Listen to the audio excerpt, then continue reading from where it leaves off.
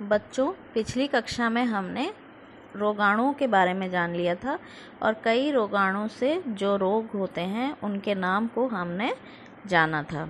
आज हम जानेंगे कि रोगाणु एक स्थान से दूसरे स्थान तक या फिर एक व्यक्ति से दूसरे व्यक्ति तक कैसे पहुंचता है।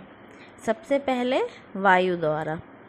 सर्दी जुकाम या फिर इन्फ्लुएंजा से पीड़ित व्यक्ति से स्वस्थ व्यक्ति को कैसे ज़ुकाम हो जाता है। आपने देखा होगा, यदि आपकी क्लास में या आपके घर में किसी एक व्यक्ति को जुकाम हो जाता है तो 1 या 2 दिन में आप भी जुकाम से पीड़ित हो जाते हैं।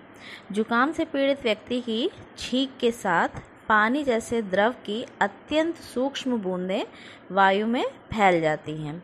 इसके साथ जुकाम रोग के लाखों विषाणु हवा में फैल जाते हैं और सांस के साथ ये दूसरे व्यक्ति के शरीर में पहुंच जाता है।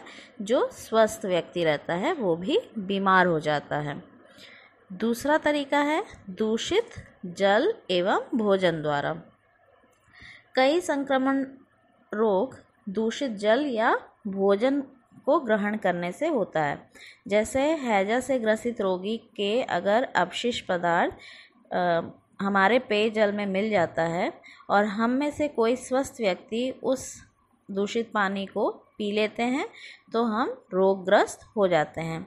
इसी प्रकार मक्खी आदि के एक अपशिष्ट पदार्थों के ऊपर बैठकर फिर भोज्य पदार्थों पर जब वो बैठ जाते हैं तो उनसे भोजन हमारा दूषित हो जाता है और वो भोजन अगर हम ग्रहण करेंगे तो हमें भी रोग हो सकता है।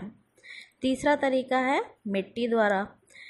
प्रोटोजोआ की कई जातियां मिट्टी में पाई जाती हैं।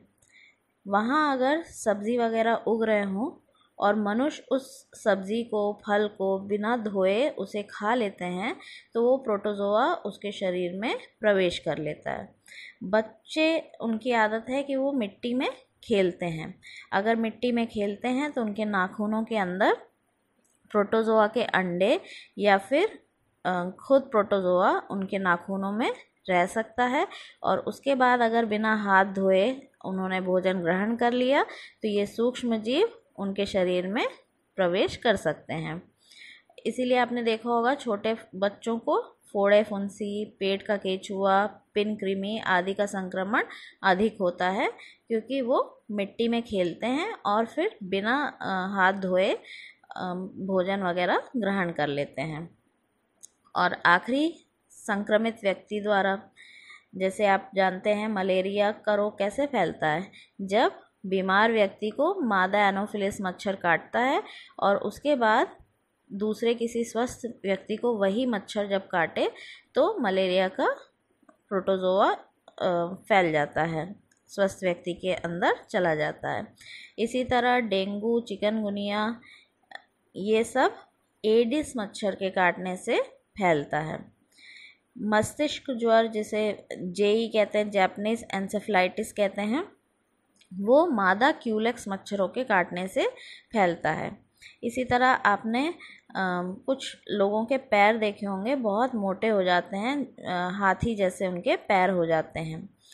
इसको कहते हैं फाइलेरिया, इस बीमारी को, और ये भी मादा क्यूलेक्स मच्छर के काटने से फैलता है।